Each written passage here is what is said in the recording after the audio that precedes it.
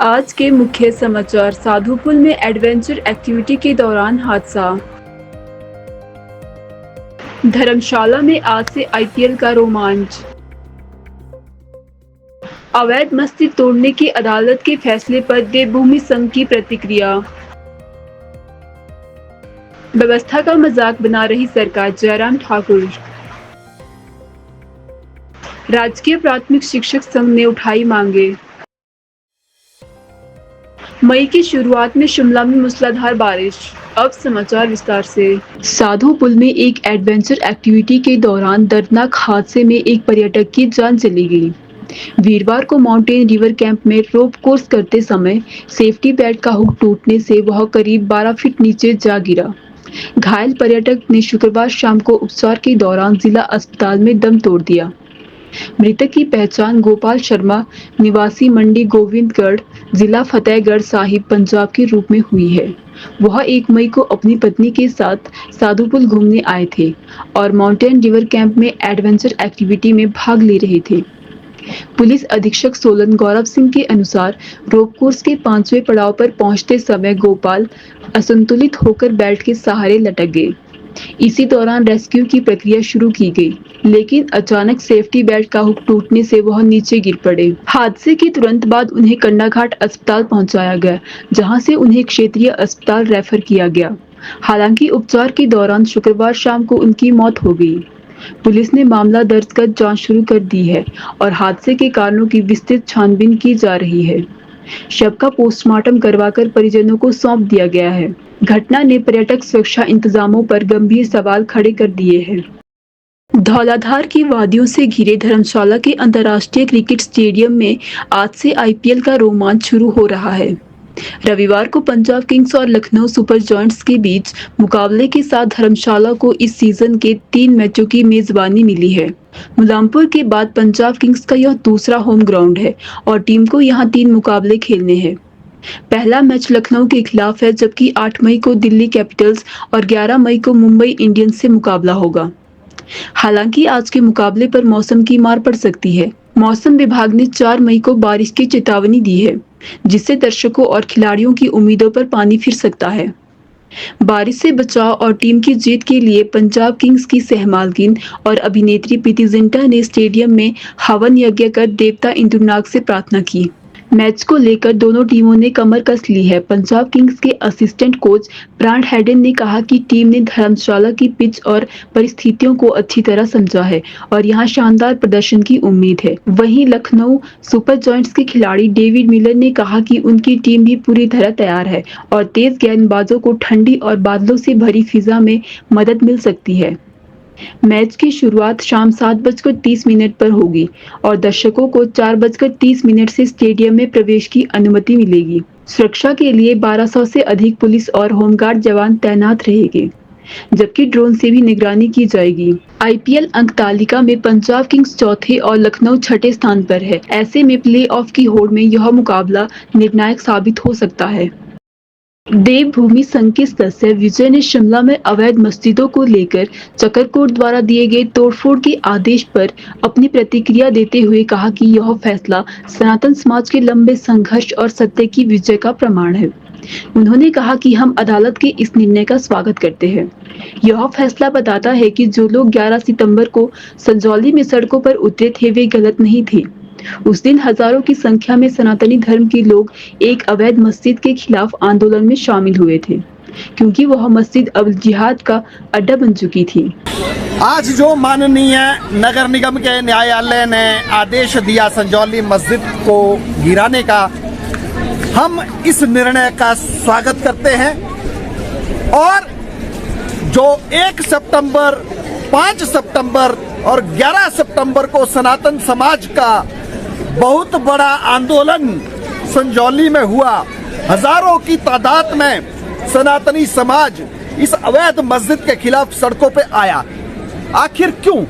क्योंकि वो जो मस्जिद थी वो जिहाद का अड्डा बन चुकी थी।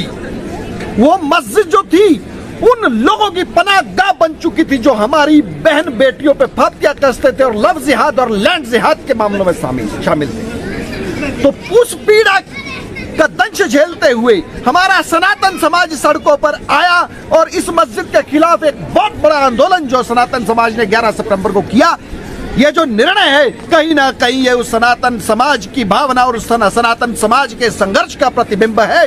हम पुनः नगर निगम के इस निर्णय का स्वागत करते हैं और आज एक सवाल फिर सरकार से पूछते हैं कि आज ये सत्य की जीत हुई है, सनातन की जीत हुई है।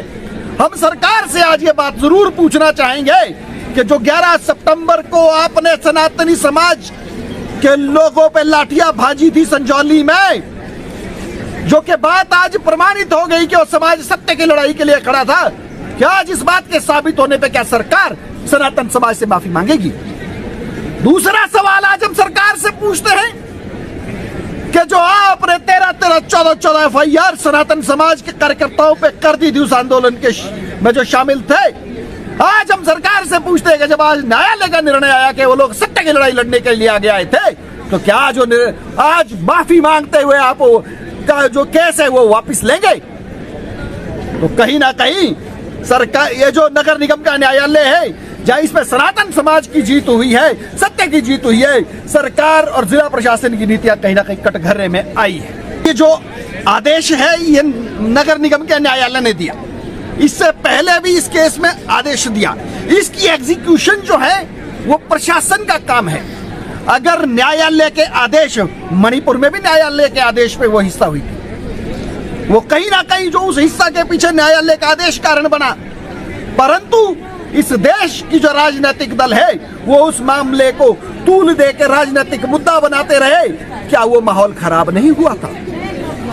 तो इसलिए मेरा ये मानना है कि ये माननीय न्यायालय का आदेश है, प्रशासन को इस पे अमल करना होगा, करना चाहिए और करना पड़ेगा। ये सवाल मेरा समाज से भी है कि ये शांति व्यवस्था और सौहार्द की अपेक्षा सिर्फ सनातन समाज से इस देश में की जाती है। सनातन और सनातनी व्यक्ति बहुत शांत स्वभाव के होते हैं। हमारे धर्म में वसुदेव कुटुंबकम बताया गया है और अहिंसा परमो धर्मा बताया गया है। हम लोग शांति में विश्वास रखते हैं, परंतु जब बात अब धर्म के अहित की आती है तो भगवान श्री कृष्ण ने भी कहा है कि यदा यदा हि धर्मस्य ग्लानिर्भवति भारत अभ्युत्थानम धर्मस्य तदात्मनम सृजाम्यहम्। जब उस धर्म की स्थापना के लिए स्वयं ईश्वर को आना पड़ता है तो इस सनातन समाज का प्रत्येक व्यक्ति ईश्वर का ही एक कण है। पूर्व मुख्यमंत्री और नेता प्रतिपक्ष जयराम ठाकुर ने सरकार पर तीखा हमला करते हुए कहा कि व्यवस्था परिवर्तन के नाम पर सरकार ने पूरी व्यवस्था का मजाक बना दिया है। उन्होंने आरोप लगाया कि शिमला नगर निगम सहित कई नगर निकायों के जेई, इंस्पेक्टर और अन्य कर्मचारियों की ड्यूटी शराब के ठेकों पर लगाई गई है, जिससे जनता के जरूरी कार्य ठप हो गए हैं। जयराम ठाकुर ने कहा कि शिक्षकों का काम पढ़ाना है, लेकिन एचपीयू के शिक्षक अपने वेतन के लिए प्रदर्शन करने को मजबूर है। उन्होंने मुख्यमंत्री से अपील की कि व्यवस्था सुधारने के बजाय उनका पतन न करे और समय पर वेतन पेंशन सुनिश्चित करे। हम एक लोकतांत्रिक देश में रहते हैं और हिमाचल प्रदेश तो देवभूमि के नाम से जाना जाता है और लोकतंत्र के तहत यहाँ के लोग भी लोकतांत्रिक मूल्यों का उपयोग करने के लिए हर वक्त जो है वो स्वतंत्र है। मुझे इस बात को लेकर के बहुत दुख है कि जब से हिमाचल प्रदेश में कांग्रेस की सरकार बनी है सुखविंदर सिंह सुक्खू जी के नेतृत्व में, लगातार कर्मचारियों की बातें तो बहुत करते हैं कि हम कर्मचारी हितैषी हैं, लेकिन कर्मचारी अगर अपने हित की बात करते हैं, अपनी मांगों को लेकर के प्रदर्शन करते हैं तो उनके खिलाफ सख्त कार्रवाई की जा रही है। आज मैं देख रहा हूं कि लगभग 25,000 से ज़्यादा जो हमारे टीचर्स हैं और विशेष तौर से जो हमारे जेबीटी टीचर्स हैं वो धरने पर हैं, प्रदर्शन पर थे और मैं हैरान हूं इस बात को लेकर के उनमें से 900 लोगों के खिलाफ मामला दर्ज कर दिया गया है। इतना बड़े स्केल पर आज से पहले कभी भी कर्मचारियों के खिलाफ एफआईआर नहीं हुई है। 10 कर्मचारियों को सस्पेंड कर दिया गया है। मैं समझता हूं ये बहुत दुर्भाग्यपूर्ण है। हम हिमाचल प्रदेश में 5 साल तक सत्ता में रहे कर्मचारियों को अपनी बात कहने का अधिकार उस वक्त हमने बिल्कुल स्वतंत्र होकर के दिया। और जो कांग्रेस के लोग खुद जा करके कर्मचारियों को उकसाते थे, उनको भड़काते थे, उनके बीच में जा करके भाषण देते थे, हम तो अभी तक वो नहीं किए। लेकिन उसके बावजूद हमने कभी भी कर्मचारियों के खिलाफ मामले दर्ज नहीं किए, कर्मचारियों को सस्पेंड नहीं किया, कर्मचारियों को प्रताड़ित नहीं किया, जिस प्रकार से वर्तमान में हिमाचल प्रदेश में कांग्रेस की सरकार कर रही है। मैं कड़ी भर्त्सना करता हूं सरकार के इस कृत्य का, जो कर्मचारी हितैषी बताती है, जो कर्मचारियों के खिलाफ इस प्रकार से दमन करके उनके ऊपर इस प्रकार के मामले दर्ज किए जा रहे हैं, जिससे मुझे लगता है कि हमारे हिमाचल प्रदेश की शिक्षा तो बाधित होगी, प्रभावित होगी, लेकिन उनके भविष्य के ऊपर भी बहुत बड़ा प्रश्न, कर्मचारियों के जो है भविष्य को लेकर के, ये भी एक बहुत बड़ा प्रश्न है। इसलिए मैं वर्तमान सरकार से आग्रह करता हूं कि लोकतांत्रिक मूल्य का जो पालन करते हुए इस प्रकार से कर्मचारियों के खिलाफ लगातार उनको दबाने का जो प्रयत्न किया जा रहा है, प्रयास किया जा रहा है, उनकी आवाज को मैं सुनता हूं, ये दुर्भाग्यपूर्ण है। और एक बार मुख्यमंत्री पुनः विचार करें, कर्मचारियों को बुला करके उनके साथ बात करें। जब चर्चा होती है, बातचीत होती है, तो रास्ते निकल आते हैं, तो रास्ता निकाल करके ये प्रदेश के बच्चों का भविष्य बर्बाद करने से बचाने का प्रयत्न करें। धन्यवाद। प्रेस क्लब शिमला में रविवार को राजकीय प्राथमिक शिक्षक संघ हिमाचल प्रदेश द्वारा एक प्रेस वार्ता का आयोजन किया गया। इस दौरान संघ के राज्य अध्यक्ष जगदीश शर्मा ने शिक्षा मंत्री रोहित ठाकुर पर गंभीर आरोप लगाते हुए कहा कि मंत्री शिक्षक वर्ग की मांगों को मुख्यमंत्री सुखविंदर सिंह सुक्खू तक सही रूप से नहीं पहुंचा रहे, जिसके चलते समय पर कोई ठोस प्रयास नहीं हो पा रहा है। जगदीश शर्मा ने बताया कि शिक्षकों की कई मांगे लंबे समय से लंबित है, लेकिन सरकार की ओर से उन्हें अनदेखा किया जा रहा है। उन्होंने यह भी कहा कि हाल ही में 90 शिक्षकों पर दर्ज की गई एफआईआर से शिक्षकों में रोष है और यदि जल्द इस पर उचित कार्यवाही नहीं हुई तो संघ बड़े स्तर पर आंदोलन करने को विवश होगा। अनशन 26 अप्रैल से जारी है और निदेशालय के बाहर हम वहाँ धरने पर बैठे हैं। 24 घंटे की हमारी शिफ्ट है, वहाँ पर क्रमिक अनशन है और हम अपने संघर्ष को आने वाले समय में तेज करने वाले हैं। लेकिन इसके साथ साथ हम ये उम्मीद करते हैं कि सरकार को अगर लगे उनकी सूझबूझ कहीं जाग जाए कि वो वार्ता से कोई हल निकालना चाहते हैं तो हम उसके लिए भी तैयार हैं। हमें कोई ऐसा शौक नहीं है कि हमें रोष प्रदर्शन करना या धरना करना है, लेकिन अगर कहीं भी बात प्राथमिक शिक्षकों की नहीं सुनी जाएगी तो हमारा जो धरना है वो चला रहेगा और संघर्ष जो है वो और तेज होगा। 8 लोगों की इसमें सस्पेंशन हुई है और जहाँ तक सूचना है लगभग 900 लोगों के आसपास एफआईआर की है और जो सस्पेंशन है उसको लेकर के हम कोर्ट भी गए हैं। कोर्ट में भी हमने ये बात रखी है कि हमने बिल्कुल ऐसा कोई कदम नहीं उठाया था धरने में जिससे कोई कहीं किसी को कोई क्षति पहुंची हो या सरकारी प्रॉपर्टी को डिस्टर्ब किया हो, डिसमिस किया हो, तोड़ फोड़ की हो। उसके बावजूद भी हमारे ऊपर जो है वो सरकारी केस कर दिए गए। न्याय की हमने गुहार लगाई है, न्याय के लिए हम कोर्ट गए। इस जीवन में 50-55 साल की हमारी भी उम्र हो गई। मैंने पहले भी कहा कि हमें नहीं लगता कि इतना बड़ा किसी ने कोई इतना बड़ा गुनाह करने के बाद अगर किया भी हो तो 900 लोग 1000 लोगों के खिलाफ कोई एफआईआर कर देगा, ऐसा हमें नहीं लगा। सरकार और प्रशासन का तालमेल हमें लग रहा है कि है नहीं। अगर तालमेल होता तो ऐसा ना होता। और ये जहाँ तक कोई भी एक्शन लेने की बात आती है वो सरकार द्वारा ही एक्शन कोई लिया हुआ माना जाता है, वो अच्छा हो या बुरा। आंदोलन को खत्म करना नहीं चाह रही बल्कि आंदोलन को हमारे जो धरना था 26 तारीख का उसको क्रश करने की कोशिश थी कि ये फ्लॉप ही हो जाए।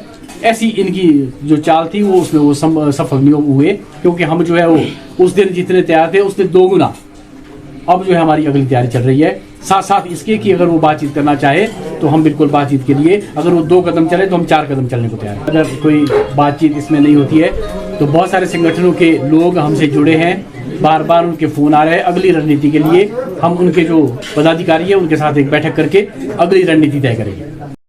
राजधानी शिमला में गर्मियों के मौसम की शुरुआत जहां पर्यटकों के लिए राहत बनकर आई थी, वहीं अब यह मौसम कहर बनकर बरस रहा है। मई के पहले सप्ताह में ही शिमला में मूसलाधार बारिश, तेज हवाएं, ओलावृष्टि और बिजली की कड़कड़ाहट ने पूरे शहर को अपनी चपेट में ले लिया। दोपहर बाद अचानक मौसम ने करवट ली और आसमान में काले बादल छा गए। तेज आंधी के साथ शुरू हुई बारिश ने देखते ही देखते पूरे रिज मैदान को पानी पानी कर दिया। ओलावृष्टि के कारण सड़कों पर सफेद चादर सी बिछ गई। कई जगहों पर पेड़ गिरने और बिजली आपूर्ति बाधित होने की खबरें भी सामने आ रही है। शिमला घूमने आए पर्यटक इस अप्रत्याशित मौसम का आनंद तो ले रहे हैं, लेकिन साथ ही हवाओं की रफ्तार और ओलों की मार ने उन्हें सतर्क कर दिया है। कई पर्यटक खुले में फंसे हुए दिखे, जो बारिश से बचने के लिए इधर-उधर छतों की तलाश में भागते नजर आए। स्थानीय लोगों के अनुसार इस तरह की बारिश आमतौर पर जून-जुलाई में होती थी, लेकिन इस बार मौसम का यह मिजाज बेहद असामान्य और डराने वाला है। प्रशासन ने लोगों से आग्रह किया है कि वे अनावश्यक रूप से घरों से बाहर ना निकले और सुरक्षित स्थानों पर रहें।